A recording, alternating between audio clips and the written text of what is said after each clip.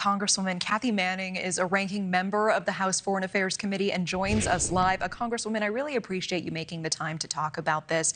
Can you tell me more about the importance of this, how this struck you, hearing directly from the hostage families at this roundtable?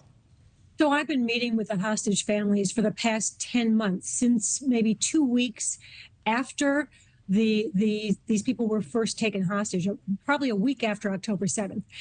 And yet today, hearing from them 291 days later, their stories are heartbreaking. And one of the hostages, Aviva Siegel, her husband, Keith Siegel, is a fellow North Carolinian. She told us things that she had never told us previously about her husband, about what he's suffering during captivity. She knows because she was held hostage for 51 days. It was just heartbreaking to hear from them today.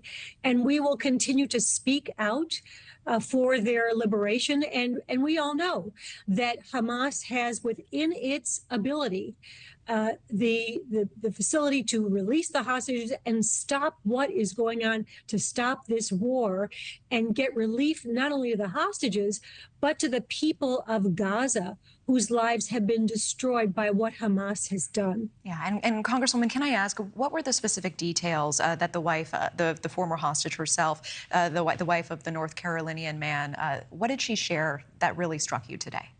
Well, the hostage families that we spoke with today are all Americans. And Keith Siegel is an American citizen. His wife, Aviva, is originally from South Africa.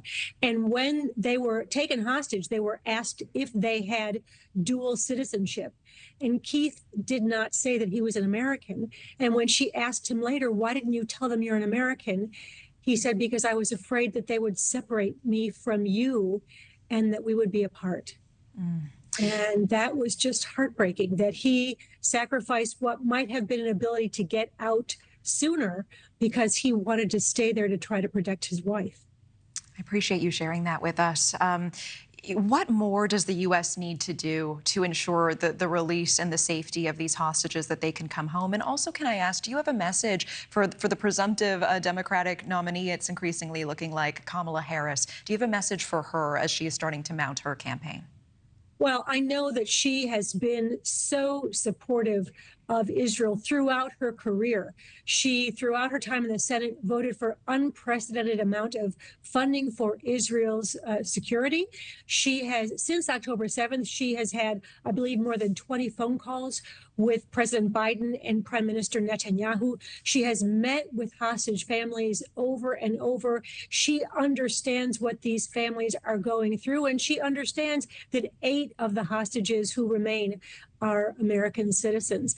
The message that I would have for our president, for Prime Minister Netanyahu, we have got to get these hostages released, because the longer they are there, the more we are learning about hostages who die in captivity, and time is running out. Are you confident that Kamala Harris, if she were in the position of being president, would be able to bring these hostages home safely?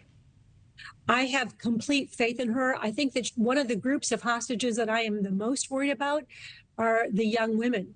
And we know from what some of the released hostages have said that they are subject to sexual abuse.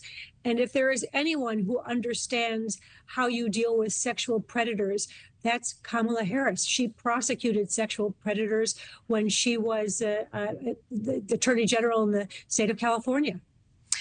Thank you for watching. Go to newsnationnow.com to find News Nation on your television provider. And don't forget to click the red subscribe button below to get more of News Nation's fact-driven, unbiased coverage.